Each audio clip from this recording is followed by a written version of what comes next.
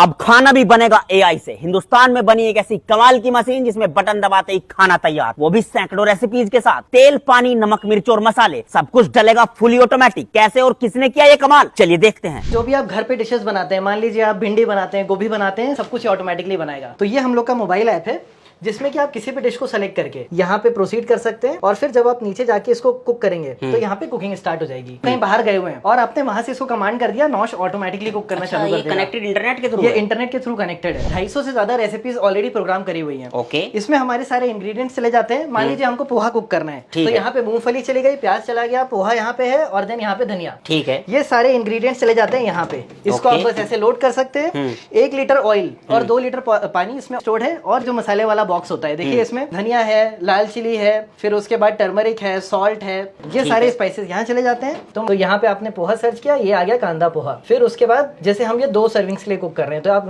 1 2 3 या 4 बोल सकते हैं। ठीक है। फिर उसके बाद यहाँ पे ऐप में वो आपको दिखा देता है कि आपको जैसे 1 प्याज चाहिए, फिर उसके बाद आपको कितनी मूंगफली चाहिए, ऐसे ये सारे इंग्रेडिएंट्स दिखा देता है। तो ये देखिए जैसे इमेज में दिख रहा है बिल्कुल वैसे ही ट्रे प्रिपेयर करी गई। तो यहाँ पे ये इंडक्शन है जिससे हीटिंग हो रही है। ये अपना पैन है, ये अपना इस तरह है, चमचा होता है या स्पैचुलास होते हैं, ये वो हो गया। और बस हम अब कुक पे क्लिक कर देंगे।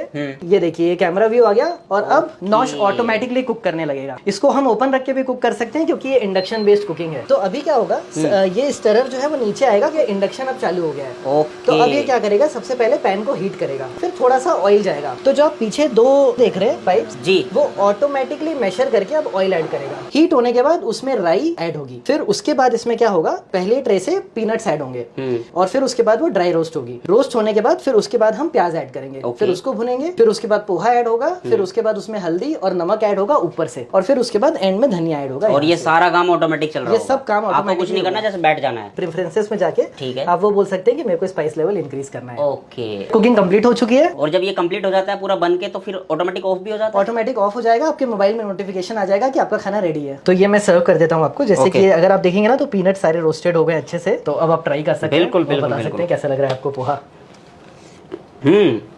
लाजवाब।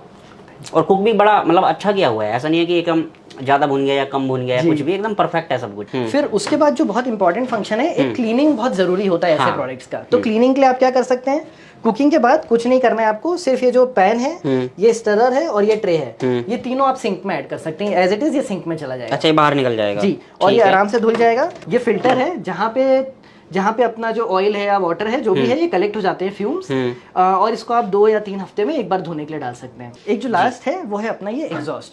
तो ये जो एग्जॉस्ट है, मान लीजिए डिपेंड करता है कि आपकी दीवार किस साइड है। तो या तो आप एग्जॉस्ट ऐसे रख सकते हैं या फिर आप एग्जॉस्ट ऐसे रख सकते हैं। तो हमें रीच आउट करने के लिए आप हमारी वेबसाइट पे जा सकते हैं letsnosh.io, और वहाँ पे जाके आप प्रोडक्ट के बारे में समझ सकते हैं, हम लोग को रीच आउट कर सकते हैं। And you are based in Bangalore? हम लोग बैंगलोर बेस्ड हैं।